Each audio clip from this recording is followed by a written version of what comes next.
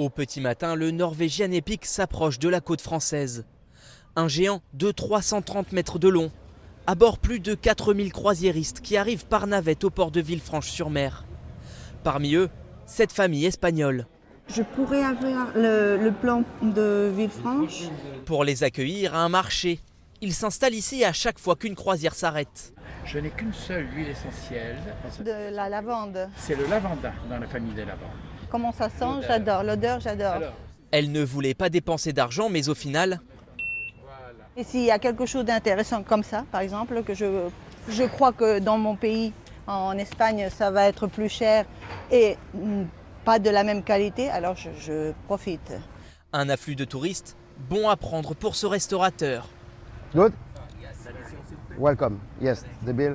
Vous voyez sur le quai, c'est en train de défiler. S'il n'y avait pas de bateau, il n'y aurait pas tous ces gens. Alors oui, ils ne vont pas tous venir, ils vont partir faire des excursions, mais le peu qui vient, c'est déjà beaucoup pour nous. Ça me rapporte 30% de chiffre d'affaires en plus quand il y a un bateau, quand il n'y a pas un bateau. Cette foule ne fait pas le bonheur de tous les habitants. Ils polluent. Quand je les vois, je dis oh là là, un immeuble sur la mer. Là où j'habite, j'ai beaucoup de touristes qui viennent sans arrêt, quoi. Il y en a trop.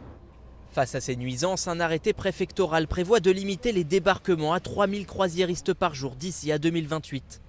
Avec sa société, Loïc Roux fait la navette toute la journée entre le bateau de croisière et le port.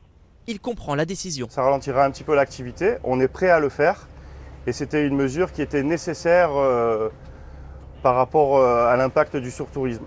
Un arrêté pas assez restrictif selon certains opposants qui pointent le coût écologique.